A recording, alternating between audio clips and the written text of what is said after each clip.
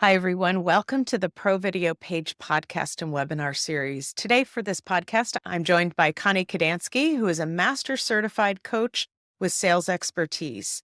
Her company is Exceptional Sales Performance. Welcome, Connie. Thanks, Anne. Good to be here. Yeah, thank you. I will say that we just recorded your webinar, and I am so excited to jump into the podcast and ask you some additional questions and learn more about you, because in the webinar, really, it's about breaking it down, whatever the topic is for the viewing audience. And this gives us a chance to get to know you a little bit better. I have some notes here that your expertise is helping salespeople overcome the emotional hesitation to prospect and promote their services or products. So tell me a little bit about that. Well, 70% of the sale is initiating contact and discovering the need of the prospect. And so that's the hardest part of the sale is it to just engage and that's the key. And oftentimes many sales organizations, sales training, they start their training at you're in front of an ideal prospect. And that's the easy part. Right. Right. No, that makes a lot of sense. And this emotional hesitation that you talk about, I think I've got some of that, honestly. But tell me about that and describe that a little bit more as far as that concerns the salesperson. I'll give you an example. Somebody went to a networking event and she was telling me that afternoon, oh, I met somebody. I think they would be an ideal prospect. And I said, what's your next step with them? And she goes, oh, I'm going to give them a call in a couple, 2 days. I don't want to seem desperate. Lead the banana used to go rotten after 3 days. Now it's after 3 minutes. That is a hesitation of coming from, I don't want them to think. And it's when people are going through their prospect list and they start cherry picking, they start deviating, they start distracting themselves, they start seeing who won the game last night. And so it's a fear. So car reluctance is a fear, and that a fear is a mental response to a perceived threat. So in some way, they feel that if I pick up this phone, I don't know what to say. What if they hang up on me? So that's an example of that emotional hesitation. Oh my gosh. I know we've talked several times before we're recording, but seriously, so when I say I don't want to bother people, oh, look at your eyes. Your eyes just went buggy. So that is totally one of those, right? It's probably, I don't have my ducks together with what I want to say to them, but it's not really that I don't want to bug them, right? It's an excuse. I don't want to bother them. And guess what? When we're being proactive and doing that outreach, just to say you are interrupting them, they're not just sitting there waiting for the phone to ring. Yeah. And it's you knowing that your value, and the more that you really know your value and that you are going to be able to set the context and to inquire whether the timing is right for them. And so it really is a mindset shift. So people with the car reluctance, they're coming from a self-centric mindset. I don't want to bother them. Mm. What if they're already working with somebody else? What if I don't know what to say? Notice all that Mm. it's just shifting the mindset and thinking about what you provide and the value add for them and being able to have some question right up front to ascertain whether the timing is right to have a conversation.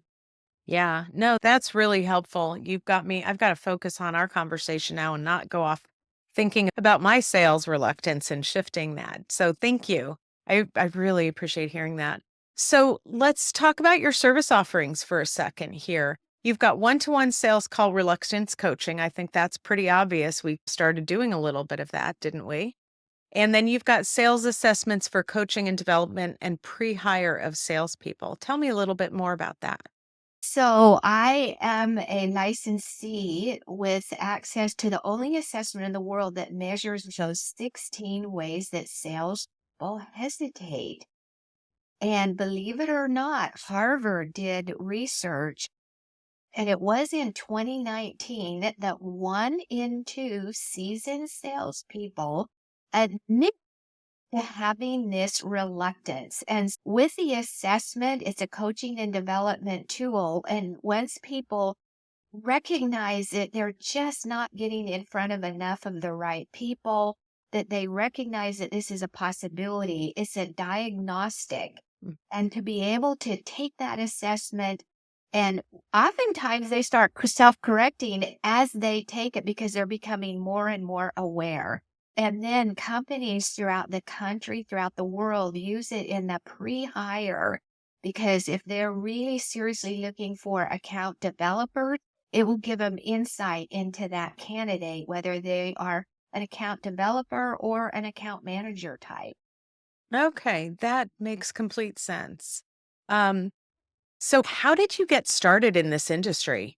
I was a call reluctant salesperson, and I was taking a nap at 2 o'clock in the afternoon. And I was motivated and goal oriented. And I just knew something was an issue. Now, this was way back before Google.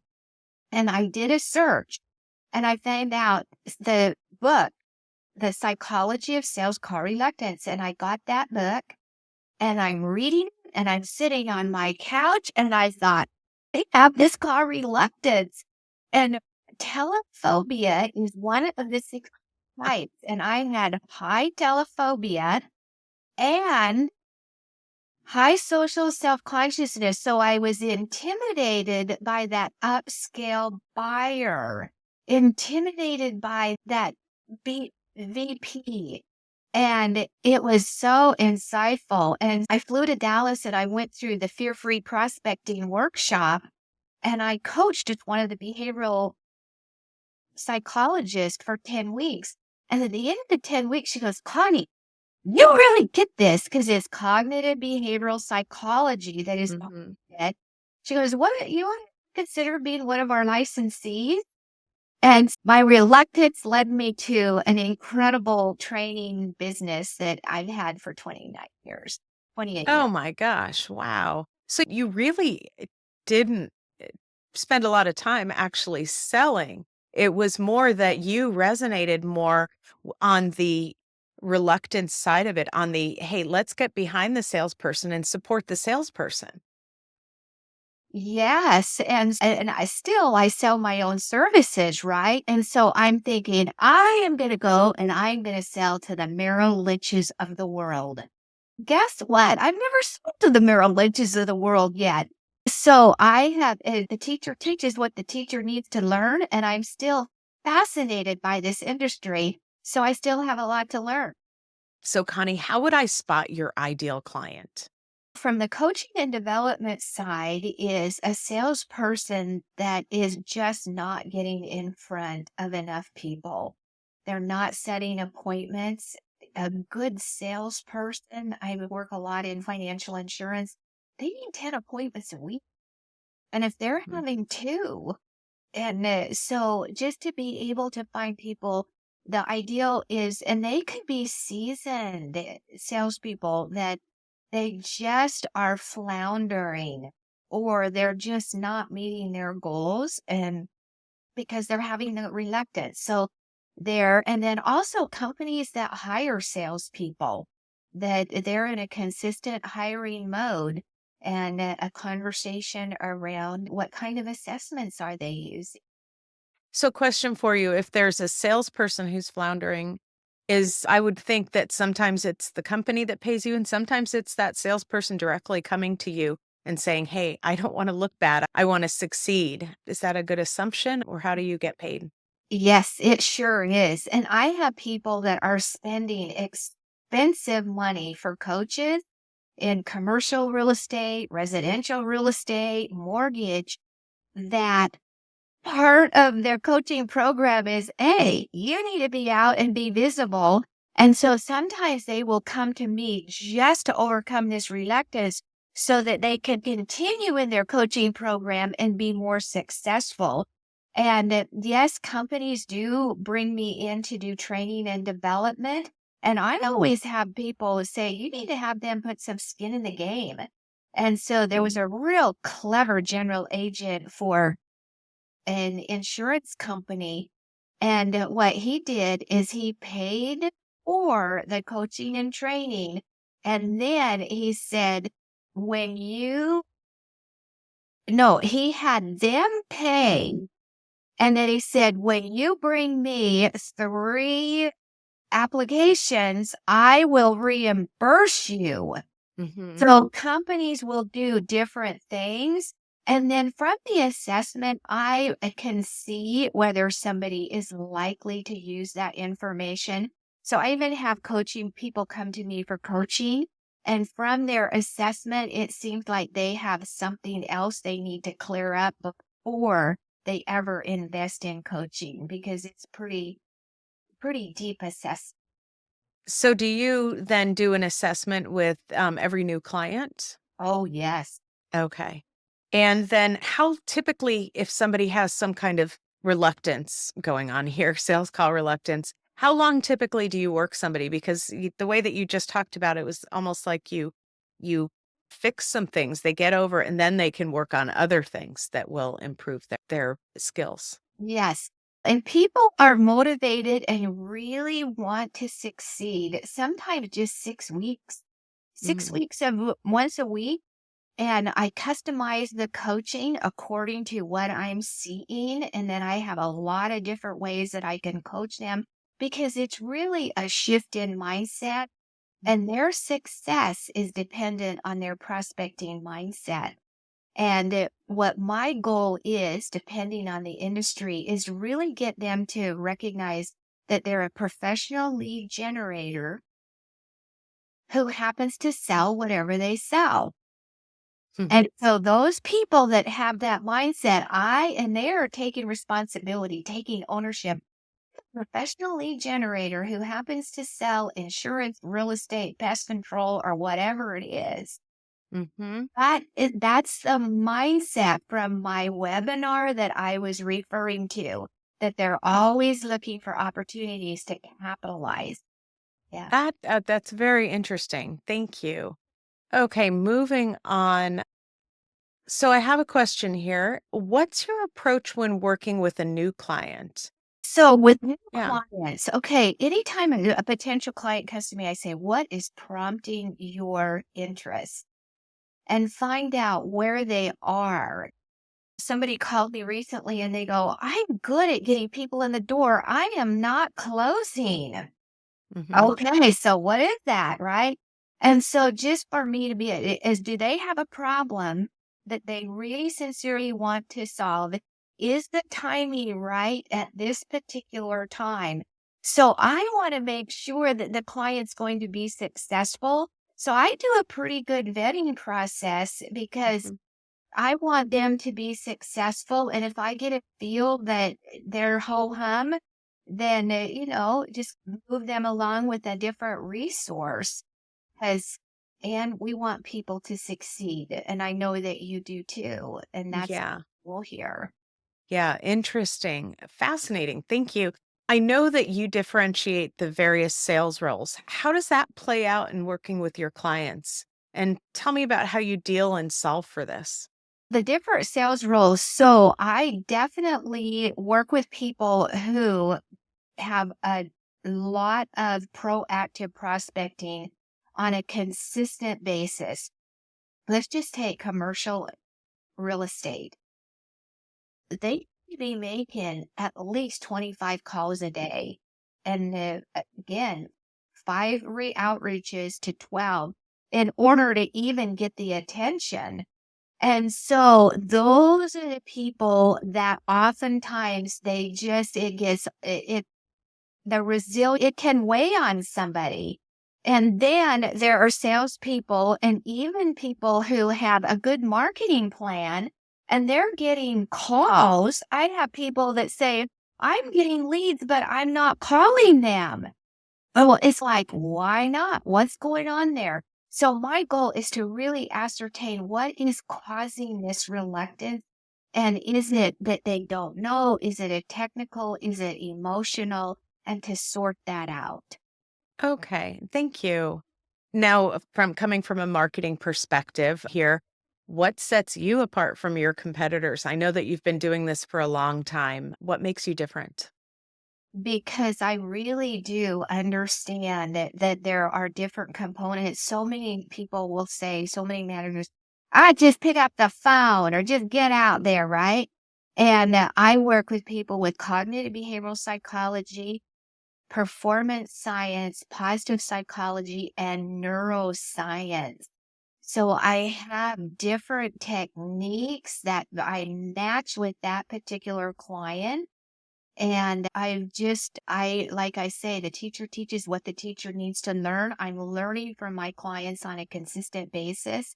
And also, I believe I create a really safe psychological space so that they can feel vulnerable, so they can tell the truth. And so, my questions, they may have never said it before. So, to Mhm. be able to recognize and vocalize exactly how they are feeling about this, wow, that's a big step in helping them to overcome it. I believe that is what makes me unique instead of just flushing it off and just say, teeter on, get out there and get moving.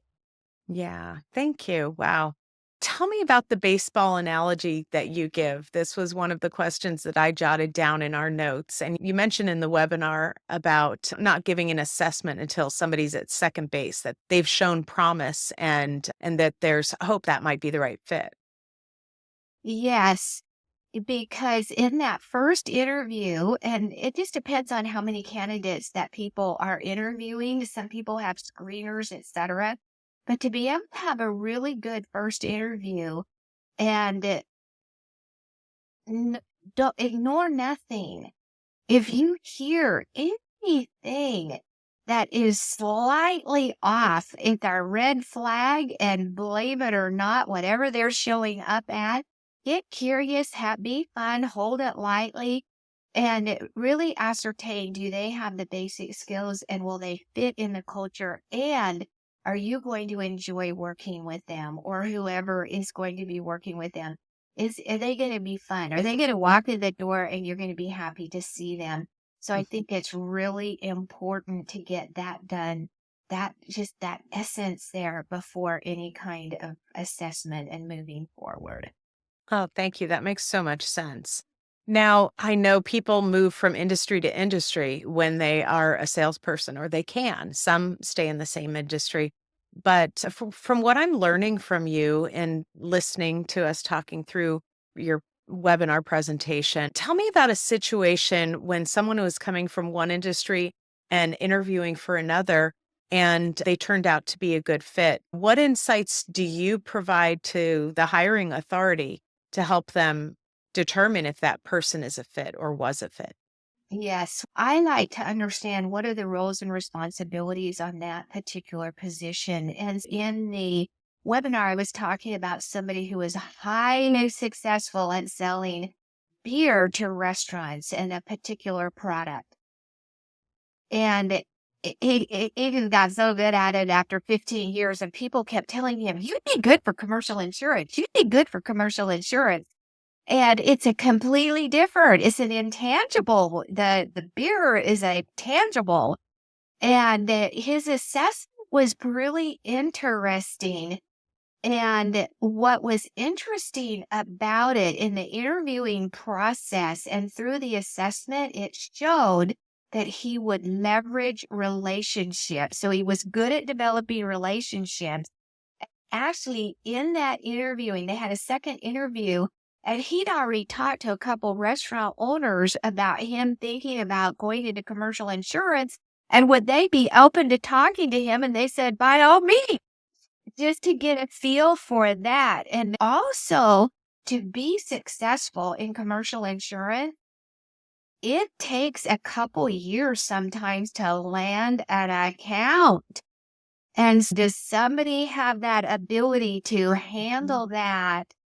And so part of what I bring to the table is I ask questions that they can go back to their candidate with and really delve deeper. and get a feel for them. That makes so much sense because we talked about the cost of the wrong hire. Regardless of whether it's sales, that could go for any department, or coming to the realization that taking the time up front to hire the correct person is so critical.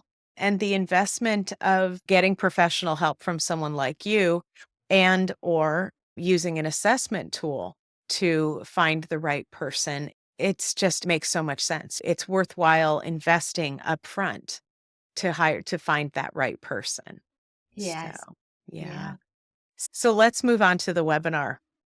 In the webinar, you'll learn the costly mistakes that business owners make in the interviewing process, plus 2 questions that will inform you immediately about your sales candidate's sales mindset and a telltale clue how they will sell your product or service.